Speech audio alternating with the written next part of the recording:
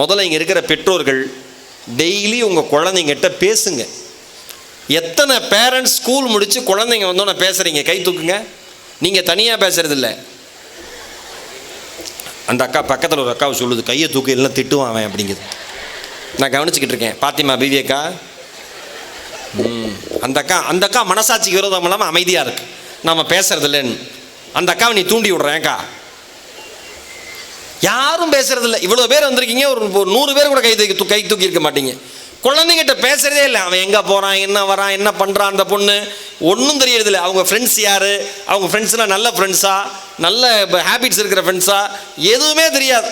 ஸ்கூலுக்கு அனுப்புகிறோம், கடமை முடிஞ்சது, ஸ்கூலில் எல்லாம் பார்த்துக்குவாங்க. இன்னொரு விஷயம் இப்போ சமீப காலமாக நடக்கிறது, ஸ்கூலில் வாத்தியாரோ டீச்சரோ அடிச்சிட்டாங்க அப்படின்னா வந்து உங்கள் குழந்தை சொல்கிறா, இன்றைக்கி எங்கள் சார் அடிச்சிட்டாரு, எங்கள் மிஸ் அடிச்சிட்டாங்க. முதல்ல உங்கள் குழந்தைகிட்ட நீ என்ன பண்ணன்னு கேளுங்க. ஏன்னா அது நாம் பெற்ற குழந்தை, கண்டிப்பாக நல்லது பண்ணியிருக்காது. அதில் முதல்ல தெளிவாக இருங்க. இவன் நல்லது பண்ண எந்த வாத்தியாராவது அடிப்பாங்களா? அதை கேட்குறதே இல்லை. என்னது அடிச்சிட்டாங்களா? ஃபோனை போடு மாமாவுக்கு. ஹலோ மாமா, நம்ம புள்ள படிக்கிற ஸ்கூலில் வாத்தியார் அடிச்சுட்டாரான், நாளை காலைல வந்துருங்க. ஹலோ சித்தப்பா, நம்ம புள்ள படிக்கிற ஸ்கூலில் வாத்தியார் அடிச்சுட்டாரான், நாளை காலைல வந்துருங்கன்னு ஒரு ஊரையே கூட்டிகிட்டு லாரியில் வந்து கேம்பஸ் முன்னாடி இறங்கி, யார் அந்த வாத்தியார், பிரின்சிபால் வான்னு எல்லாரையும் கூப்பிட்டு சத்தம் போட்டீங்கன்னு வச்சுங்களேன், ஒரே ஒரு விஷயத்தை என்னால் உறுதியாக இந்த மேடையில் சொல்ல முடியும். ஒருபோதும் உங்கள் குழந்தைகள் ஒழுக்கமான குழந்தைகளாக வாழ்க்கையில் வளர்வதற்கான வாய்ப்பே கிடையாது. நான் சொல்கிறதுங்க உங்களுக்கு தான் அதிர்ச்சியாக இருக்கலாம். என்ன மகேஷ் நல்லா சிரிக்க வைப்பார்னு நினச்சோம், இப்படி போட்டு நம்மளை போட்டு தாக்குன்னு தாக்குறாரு அப்படின்னு நீங்கள் நினைக்கலாம். இதெல்லாம் தெரிஞ்சுக்குங்க. ஒரு பையனையும் ஒரு பொண்ணையும் டீச்சரால் சாரால் அடிக்க முடியல. அடிக்கலான்னு ஏன்டா ஹோம்ஒர்க் பண்ணலன்னு அடிக்க தானே செய்வாங்க. உட்கார வச்சு டெய்ரி மில்க் வாயில் ஊட்டி விடுவாங்களா? ஏன்டா தப்பு பண்ணு அடிக்க தானே செய்வாங்க. அடிக்க கையோங்கன்னா அவன் ஃபோன் எடுத்துடுறான். அடிங்க மிஸ், அடிங்க சார், ஃபேஸ்புக் லைவ் போகுது, இவர் தான் எங்கள் சார், டெய்லி எங்கள் எல்லாரையும் கொடுமைப்படுத்துறார், அடிக்கிறார். உடனே வாத்தியார் கையை கீழே போட்டுறார். அவருக்கு என்ன, ஒன்றும் பிரச்சனையே இல்லையே. ஆசிரியர்கள் கண்டித்தால்தான் அது கண்டிப்புங்கிறது இருக்கணுங்க. இந்த காலத்து குழந்தைங்களுக்கு கண்டிப்பே இல்லை. எல்லாருக்கும் ஒரு பிள்ளை 2 பிள்ளை, ரொம்ப செல்லம். ஐயோ அது என்ன ஆகுமோ இது என்ன ஆகுமோன்னு பயம். ஐயோ ஏதாவது செஞ்சுக்க போகிறான், அதை செஞ்சுக்க போகிறான், இதை செஞ்சுக்க, ஒன்றும் செஞ்சுக்க மாட்டான். பயமுறுத்துறது தான். நீங்கள் அப்படி வளர்க்கணும். கண்டிப்பே கிடையாது. ஓவர் செல்லம் கொடுத்துட்றீங்க, அவன் ஓவர் அட்வான்டேஜ் எடுத்துக்கிறான். உங்களோட வீக்னஸ் அவனுக்கு நல்லா தெரியும். என்ன பண்ண அம்மா கேட்பாங்க, என்ன பண்ண அப்பா கேட்பாருன்னு தெரியும். அதை வச்சு பிளாக்மெயில் பண்ணுவான் மறைமுகமாக. நீங்கள் ஒரு 2 வாரம் விட்டு பாருங்கள், ஆட்டோமேட்டிக்காக வலிக்கு வந்துடுவான். சாரிப்பா ரொம்ப பசிக்குது, எவ்வளோ நாள் ஃப்ரெண்டு வீட்டிலே போய் சாப்பிட்றதும்பா. தயவு செய்து இங்கே இருக்கிற பெற்றோர்கள் மிக தெளிவான ஒரு முடிவை நாளையிலிருந்து எடுங்க. உங்கள் குழந்தைகளில் படிக்கிற பள்ளியின் மீது முதல்ல நீங்கள் பெருமையோடு இருக்கணும். உன்னை அம்மாவும் அப்பாவும் நல்ல ஸ்கூலில் சேர்த்துருக்கோண்டா, அருமையாக அந்த ஸ்கூலில் படிச்சுட்டு பெரிய ஆளாக வரணும் நீங்கள் சொல்லணும். இன்னொன்று, எனக்கு பாடம் கற்றுக் கொடுத்த வாதியார் நடந்து போகிறப்ப நான் முதல்ல வணக்கம் வைக்கிறேனோ இல்லையோ, என்னோட அம்மாவும் அப்பாவும் முதல்ல வணக்கம் வைப்பாங்க. வணக்கம்மா, வணக்கம் சார், நல்லா இருக்கீங்களான்னு கேட்பாங்க. உங்கள்கிட்ட இருந்து தான் உங்கள் குழந்தைங்களுக்கு அந்த பண்பாடும் நாகரிகமும் கலாச்சாரமும் பகிரப்படும். முதல்ல நீங்கள் வந்து ரெஸ்பெக்ட் பண்ணுங்கள். உங்கள் குழந்தைங்க படிக்கிற ஸ்கூலில் இருக்கிற டீச்சர்ஸை, பிரின்ஸிபல்ல எல்லாரையுமே. இன்னொன்று, ஸ்கூல் வேன் டிரைவர்ஸ் மெயினாக நான் சொல்லுவேன். எல்லா ஸ்கூலுக்கு போனாலும் டிரைவர் சீக்கிரம் வந்தாலும் திட்டுறது, லேட்டாக வந்தாலும் திட்டுறது, டைமுக்கு வந்தாலும் திட்டுறது. ஒரு மனுஷன் எப்படி தான் வண்டி ஓட்டுவான்? ஏன் சார் லேட்டு அப்படின்னு ஒரு உதாரணத்துக்கு சொல்கிறேன். 7:45 வர வேண்டிய வேன் ஒரு 7:50 வந்துருச்சுன்னு வச்சுங்களேன். ஏன் சார் லேட்டு? எவ்வளோ நேரம் வெயிட் பண்ணுறது? ஏன்னா இவங்க அந்த வேனில் ஏற்றி விட்டோன்னா நரேந்திர மோடிட்ட உடனே போய் பேசணும். தெருமுனையில் அவர் வெயிட் பண்ணுறாப்புல, அடுத்து என்ன பண்ணலாம் நாட்டுக்கு நல்லதுங்கிறதுக்காக. ஓ சரி, நேற்று அந்த அம்மா திட்டிருச்சேன்னு இருக்கிறவனெல்லாம் அள்ளி போட்டு சீக்கிரம் போய் நின்னார்னா டைமுக்கு வர மாட்டீங்க. சீக்கிரம் வந்தால் வீட்டில் 1000 வேலை இருக்குல்ல, அதுக்கு ஒரு திட்டு. அந்த மனுஷன் என்ன தான் பண்ணுறது? ஒன்று சொல்கிறேன், உங்கள் ஸ்கூலில் வேலை பார்க்குற, உங்கள் குழந்தைங்க படிக்கிற ஸ்கூலில் வேலை பார்க்குற டிரைவராக இருக்கலாம், இல்லை ஆயாமாவாக இருக்கலாம், இல்லை வாட்ச்மேனாக இருக்கலாம். அது அவர்களுக்கான தொழில். அந்த தொழிலை அவங்க நேர்மையாக செய்கிறாங்கங்கிற எண்ணம் உங்களுக்கு இருக்கணும். உங்களுக்கு ஒரு தொழில் மாதிரி, இது அவங்களுக்கான தொழில். ஒவ்வொருவரையும் உங்கள் குழந்தைகளுக்கு மதிப்பதற்கு முதலில் கற்றுக் கொடுங்கள். எல்லாரையும் மதிக்க சொல்லிக் கொடுங்க.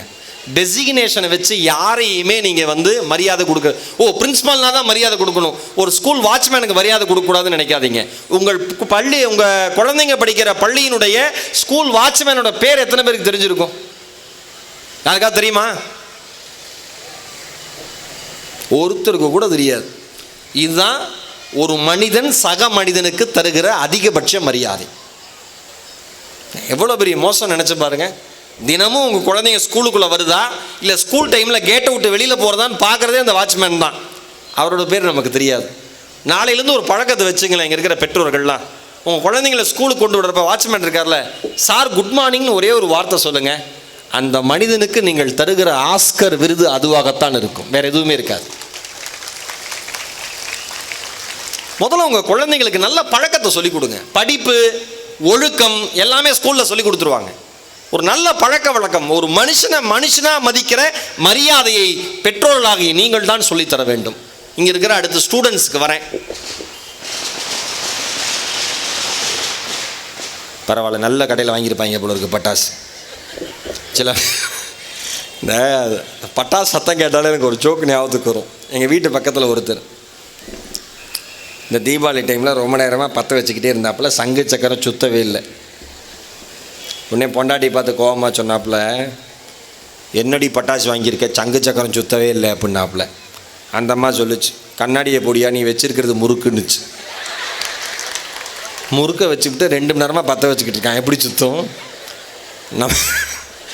நம்ம ஆளுங்க இருக்காங்களே, எங்கேருந்து தான் கிளம்பி வருவாங்கன்னே தெரியாது. இன்றைக்கி ஒருத்தர் ஏர்போர்ட், தூத்துக்குடி ஏர்போர்ட்டில் இறங்குறேன், ஒருத்தர் ஃபோட்டோ எடுக்கிறோன்னார். நான் சொன்னேன், சார் லக்கேஜ் வர வரைக்கும் நான் இங்கே தான் சார் இருப்பேன், பொறுமையாக எடுத்துக்கலாம் சார், அவசரப்படாதீங்கன்னு. நான் இப்போ போயிடுவேன் சார், அப்புறம் நீங்கள் மிஸ் பண்ணிடுவீங்கிறான். என்ன இப்போ எங்கேருந்து கிளம்பி வராங்கன்னு தெரியல. பேச்சு நம்ம ஊர் மாதிரி பேச ஆளே கிடையாது. எல்லா பொய்யும் எல்லாத்துமே. தமிழ்நாடு ஏன் இன்னைக்கு தமிழை உலகம் முழுக்க போய் ஜெயிக்கிறான்? எதனால்? பேச்சு தான். சென்னையில் ட்ரெயினில் டிக்கெட் எடுக்காமல் வந்திருக்கான்.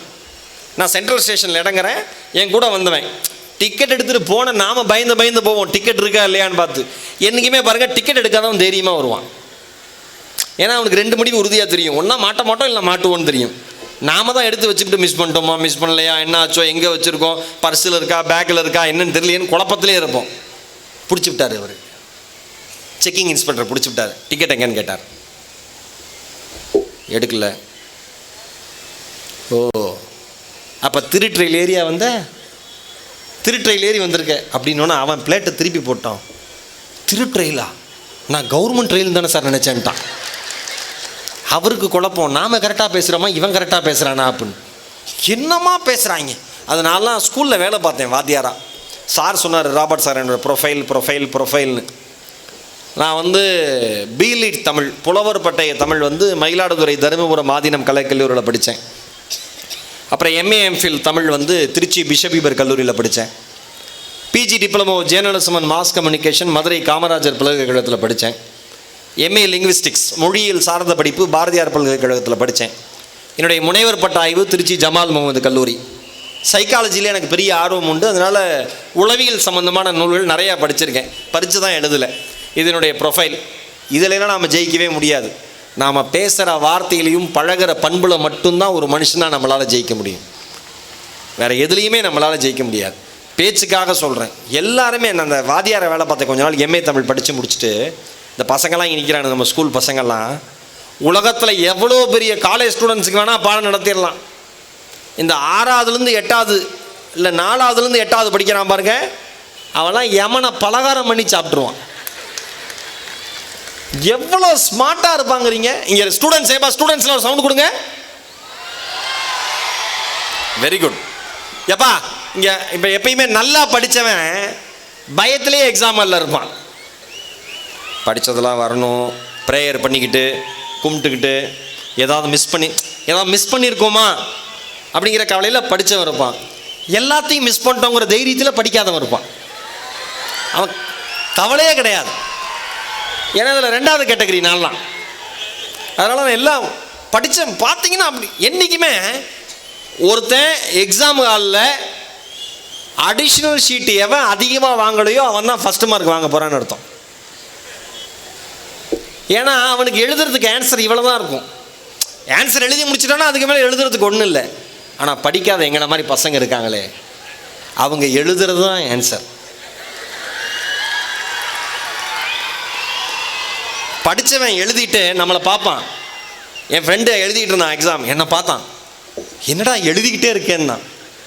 உனக்கு ஆன்சர் தெரியுமான்னு கேட்டேன். தெரியுண்டான்னா. எவ்வளோ எழுதுனேன்னு கேட்டேன். அரை பக்கம்னா. தெரிஞ்சது நீ அரை பக்கம் எழுதுனேன், தெரியல நான் 6 பக்கமாக எழுதிக்கிட்டு இருக்கேன்னு. கவலையே கிடையாது பசங்களுக்கு. எங்கே இருந்து தான் அந்த ஐடியா வருமோ. பதில் எழுதுவான் சார், ஆனால் பதிலாக இருக்காது, ஆனால் பதில் மாதிரி இருக்கும். உங்களுக்கு குழப்பமாக இருக்கும். அதுக்கு ஒரு உதாரணம் சொல்கிற பாருங்க. சிமெண்ட் தயாரிக்க எந்தெந்த மூலப்பொருட்கள் பயன்படுகிறது? இது கேள்வி, 2 மார்க் கொஸ்டின். ஒருத்தன் பதில் எழுதியிருக்கான், எந்தெந்த பொருட்களை கொண்டு சிமெண்ட் தயாரிக்க முடியுமோ அதெல்லாம் தேவைப்படுது. நான் படித்து பார்த்துட்டு ரைட்டு மாதிரி இல்லை தப்பு மாதிரி இல்லையடாங்கிறேன். தெரியுதுல சார், 2 மார்க் தானே போட்டு விடுங்கிறான். சங்கம் கவலையே கிடையாது. காந்திஜி இறக்கிற நொடி வரைக்கும் தன்னுடைய உடம்புல சட்டையே அணியல. இதுலேருந்து என்ன தெரியுதுன்னு அவரோட உடம்பு தெரியுதுங்கிறான். அவன் தெரிஞ்சிருச்சு. இதெல்லாம் பதிலாயா? கவலையே கிடையாது. என்ன அவன் என்ன சிந்தனையில் இருக்கான். இன்னும் சில பேர் கிளாஸில் பல்காக இருப்பான், நல்லா படிக்கிறவன் எப்பயுமே பாவமாக இருப்பான். இந்த முரட்டு பயிலாக இருக்கிறவன் என்ன பண்ணுவான், நல்லா படிக்கிறவன் மிரட்டி மிரட்டி காப்பி அடித்து எழுதுவான். அதுவும் பின்னாலே உட்காந்துட்டான்னு வச்சுங்களேன். இந்த கிளாஸ் டெஸ்ட் அப்போலாம் சில பேர் பேப்பரே வாங்கி கட்டி கொடுத்துருவான். என் கிளாஸில் ரெகுலராக ஒரு பையன் அதை பண்ணிகிட்டு இருந்தான். நான் ஒரு நாள் கரெக்டாக மாட்டுவான்ட்டு ஆஃப் இயர்லி எக்ஸாம் வந்துச்சு. பேப்பர் டிஸ்ட்ரிபியூட் பண்ணுறப்ப அவனை கூப்பிட்டு இங்கே வாடான்னு. நேராக வந்தான். என்ன சார்ண்ணா, தப்பு பண்ணவன் தைரியமாக தானே இருப்பான் நம்ம ஊரில். என்ன சார் அப்படின்னா, என்னடா அதுன்னு. என்ன எக்ஸாம் பேப்பர் இதுவே உங்களுக்கு தெரியலையான்னா. அதெல்லாம் எனக்கு தெரியுது. எவ்வளோ பேஜ் மொத்தம் எழுதியிருக்கேன்? பார்த்தா போட்டிருக்கனே சார், டோட்டல் பேஜஸ் மொத்த பக்கங்கள் எண்ணிக்கை 10.